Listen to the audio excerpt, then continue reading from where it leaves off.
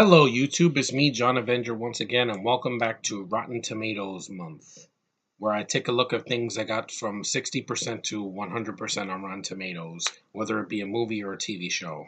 That counts. So tonight I'm going to review a Oscar contender for this year called BlackkKlansman. It's a 2018 American biographical crime comedy drama. Yeah, I noticed that because I was laughing a lot, even though there's a lot of serious stuff in it. Directed by Spike Lee. Yes, I've seen a couple of his films. I saw Do the Right Thing, and I saw Jungle Fever. All of his movies have to do with racism, which I'll get to that. But if you're black and you're seeing this video, I mean, no offense, this movie is very, very racist, and I will get into details why. He wrote the film, and it's based on a memoir, BlackkKlansman, by Ron Stallworth. It stars John David Washington, who's Denzel Washington's son. I think he's a better actor than Denzel. I'm not a fan of Denzel. I think he's overrated. And it also has Adam Driver. You know who that is? Laura Harrier. She was in Spider-Man: Homecoming. She was Liz Allen. And Topher Grace from Spider-Man 3, That 70s Show. He's actually really good here, or he's also really good in Interstellar. Set in the 1970s Colorado Springs, Colorado, the plot follows the first African-American detective in the city's police department as he sets out to infiltrate and expose the local chapter of the Ku Klux Klan, aka the KKK.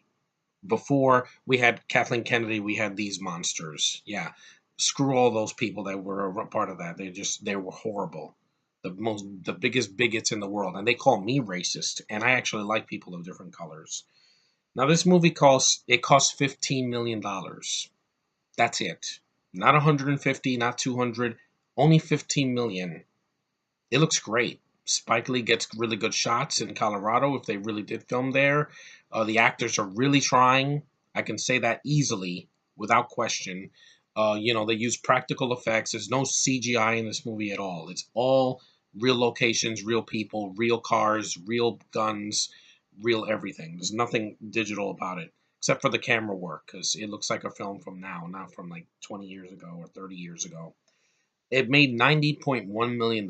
Nice job, Spike Lee. See, even your message movies can be profitable.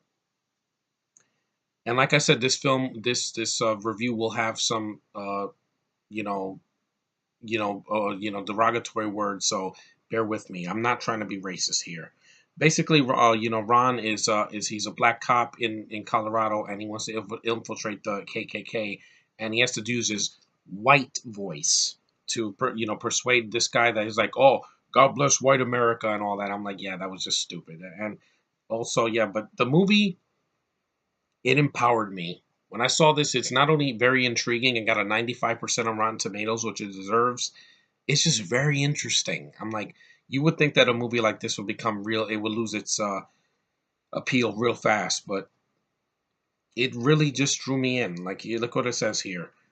BlackkKlansman uses history to offer bitingly trenchant commentary on current events and brings out some of Spike Lee's hardest hitting work in decades along the way. Yeah, I would say that's a good synopsis or census. And yeah, and like I said, it tackles the race thing without being too pretentious, which is nice because some people don't get it; they do it the wrong way, like the movie Bright with Will Smith. All the orcs are supposed to be racial stereotypes. Again, it's fantasy; it doesn't exist. This actually happened, so yeah, this is a true story. Some of them, the time period is inaccurate, but we'll get to that. Also, this movie, one of the negatives of the film, besides that the movie is a little bit too long. Spike Lee, we get your message at 2 hours. I think the movie, it drags a little bit, especially at the end. It's 2 hours and 15 minutes. This is almost the same running time as The Force Awakens. Of course, this is better. This is well acted. It's got a star from it, and it's real. This isn't some fantasy world. This really happened, and the hate is real. This actually has a black man that existed that actually made a difference. Now, the film has the N word a lot. If you are black or just of any color and you are offended by the N word, they say it a very abundance in this movie. Some people were laughing, but It's because sometimes the way these white people say it in the movie is just funny because there's this retarded guy. I'm sorry to say that use that word, but like I said, this video is gonna have some controversy to it. But I promise you will not see any swastikas on this video's thumbnail. I promise you that. I don't want a guideline strike. And he laughs like this. We're gonna kill this. That's how he laughs. And there's this other guy that he's like a southern guy. He's the biggest racist of all. He hates black people. He hates Jews, and he's played by an actor from Finland, which I didn't notice. I didn't notice because the movie has no Brits in it. Thank God that there's no Brits in this movie because Spike Lee barely likes to use them in his movies because he mostly likes to use white people from America or from like I don't know Europe. That's not that we haven't seen yet. We don't see a lot of actors from Finland. Just saying. But yeah, the cast is fantastic. John David Washington, if he wins an Oscar for this, I'm like he deserves it. Or if he does win an Oscar eventually, like his dad, he deserves it because the man is spot on. He has this huge afro. He has his very subtle performance. It's not over the top. It could have been played for laughs. And I love what he says to Topher Grace. He's like, you are the biggest bigot, racist motherfucker I've ever met, and people were clapping. I'm like, yeah, because Topher Grace is an asshole in this movie. His character, he has a mustache. He's white, and he's a bigot, and he does these weird ceremonies, and to bring people into the KKK. And yeah, and there's a scene that there's some comedy in the movie though. If you think this is all dead serious, some of it is, but some of it is just like it just made me laugh. Like I like Spike Lee. He puts a sense of humor without making it topical, like in episode 8, where your mama jokes is no your mama jokes in this movie because that would be insensitive. And considering the words that they use in this movie, yeah, that's saying a lot. You also have Nicholas Turturro. I think he's good in the film. He's Walker. He comes like later in the film.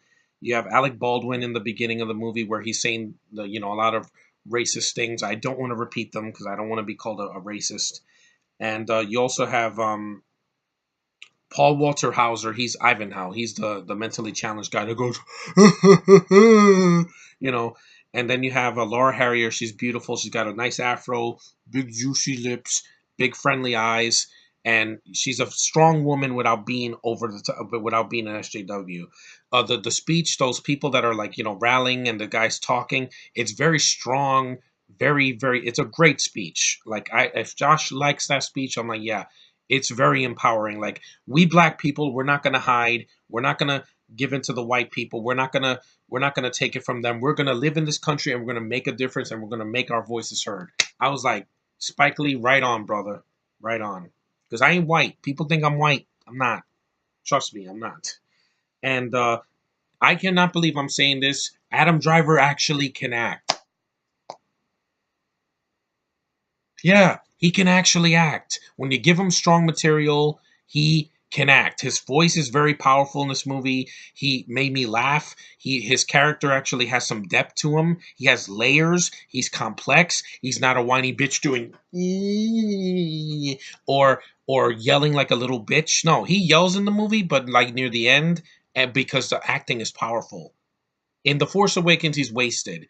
You turn him into a whiny bitch, you take his mask off, and he loses to a freaking girl. There's none of that here. Here, him and David Washington have more chemistry than any of those bigots over there in the freaking KK wars. And yeah, and sexist, by the way, too. And yeah, he actually can act. He plays Detective Philip Flip Zimmerman, a white Jewish man pretending to be in the KKK. He pretends to be Ron Stallworth to get into Topher Grace's operation. The one thing I didn't like in the movie was the ending. I thought the ending was completely convoluted. It came out of nowhere. The movie should have ended with him and with Ron and Patrice. They should have just ended it with them. And that racist cop that was in the beginning that was harassing him just because he's black. I don't get it. I don't get that. Why someone would hate someone's skin color? I don't. I never said I hated Baega because of his skin. I don't like him because of his accent and because he makes shitty movies. That's why. It's that got nothing to do with his skin. Just to say that. But yeah, the film ends with archive footage from 2017, the Unite the Right rally and controversy in Charlottesville, Virginia, and it's got Trump footage. So if you don't like Trump, the ending is going to piss you off a lot. Trust me, I booed when I saw him on screen because I was like, yeah, that's a little on the nose, and it doesn't make any sense because it has nothing to do with what happened in the 70s. It's just, it goes straight to the future. It's a lot of hateful imagery, and I'm like, it ended the movie on a way like, what? It didn't ruin the movie. I thought the film was really good. The acting's fantastic. Direction is well done. The writing is freaking spot on. It is racist, but like I said, it's Spike Lee. We get it. Racism is bad in this country. It's bad in any country. Hating someone because of their skin tone or because of what they are on the outside, it's wrong. I get that. There's some people I don't like in this world, but it's not because of the skin tone. It's because of other factors. But anyway, if you've never seen this movie, no matter what color you are, it's worth a watch. It does deserve the Oscar acclaim that it's getting because it's really well written. And usually the Oscars love things about race, like Get Out and this movie and Training Day and other stuff as well. So far, it's got a nomination for Best Picture. If it wins over other movies, I'm gonna be happy because it's really well written. Also, it got a Best Director for Spike Lee. Adam Driver got a Best Actor, a Supporting Actor. See, I told you he can act when he's not in Star Wars. I told you. I never hated him. I hated his character because he's a whiny bitch and he can't. He all he can kill is old people. Yeah, his father, Max von Sydow, and Snoke. Smoke me a joint. And the film also got a Best Adapted Screenplay and Film Editing. Yeah, the editing is well done. I just wish the movie was shorter. You don't need the last 15 minutes are completely forced. You don't need it. You could have cut it right at the end where they're in the diner and they're talking, and the racist cop is like, "Oh yeah, hey, what's up, coonhound?" And I'm like, again, I mean no disrespect. That's what he says, and they catch it on tape, and he gets arrested. Of course, because you can't say something racist to a cop to their face, especially if it's a derogatory word. It's called disorderly conduct. Yeah, and yeah, and also it got a best original score. Yeah, the score is great. Some of the soundtrack I really like. One of the songs I didn't care for, but you know why. Also, some of the imagery in the movie was a little bit too much for me to swallow. You know, the white hoods and the burning crosses. I don't need that, guys. We get it. They're freaking bigots. We get it. They wish this country was painted white, even though that's not what this country is about. Now we're a very integrated country, and I'm happy about that. Now we have beautiful mixed race in women that I adore in this country from America and from Canada. So I'm very happy about movies like this make a difference, guys. Yeah, and it proves that yeah, you don't need $100 million or $200 million to tell a good story. KK, yeah, this is a good story. This is how you use Adam Driver at his best, not at his worst. It's yelling and being over the top and being a freaking lame ass villain. Here, he actually can act. He has a voice like this, you know. I was not braised at you. I just it just came to me. It's just a part of me. And see, it didn't bore me, and I have bias. Believe me, every movie I go into that has an actor from those movies, I want to just spit on their face. But when they actually pull off a miracle like this, I'm like, yeah, some of them actually can act. Only him, Billy Lord, and Greg Grunberg are the only actors I like from those movies. Never cared about Oscar Isaac or Bayenga or She Who Shall Not Be Named because I'm never saying her name on camera again, especially after the 4 years that I lost sleep over what a horrifying face. Look at this face. This is more. This is the guy that plays. This is the Finnish actor from the movie, the white guy, the most racist of them. Look at that face. He looks like Viggo Mortensen. Yeah. And his face doesn't haunt me. It's creepy the way he acts in the movie. He's basically a redneck with a fat wife that tries to put a bomb in somebody's house just to blow them up. And I'm like, yeah, this movie's really dark. Like, if you think this is like a Tyler Perry movie, oh God, no, it's not. This is very dark. It starts dark, and I'm not talking about the skin tone. I'm saying the tone starts very dark. It does get light in some moments because, believe me, I need it. There was a scene where Adam Driver's like, "Why do you want to see my penis? He's like, you circumcised or whatever to Adam Driver, and then he's like, What you want to see my dick? You fucking faggot! I was laughing. See, that made me laugh a lot because I was like, yeah, I was not expecting that from Adam Driver, and like I said, the movie is really well done. If you want to see a good movie starring, an interracial cast, and you've seen Black Panther 100 times, this one is just as empowering because it gives power to the black people that they deserve it. We've been through a lot in the last in thousands of, I would say hundreds of years, not thousands of years, but yeah, you get the point. And this movie gets it. And it says based on a crazy, outrageous true story. I think I can show this picture. It doesn't have anything offensive. There's the American flag and John David, what you call it. Jordan Peele also produced it. It did have his touch in it too, because since he did Get Out and won an Oscar for that, uh, John David Washington, that's it. And this might be a little sporadic, but like I said, it's a good movie. If you haven't seen it and you want to see this before the Oscars, go for it. If you get offended, I completely understand. Trust me. The words in it are very, very racist. So I'm warning you. Just you were warned.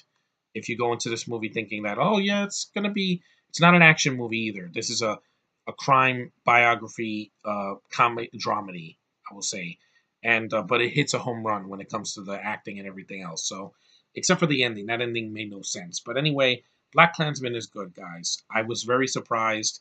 It's an art house film, but it's not done in a pretentious way. I was never bored.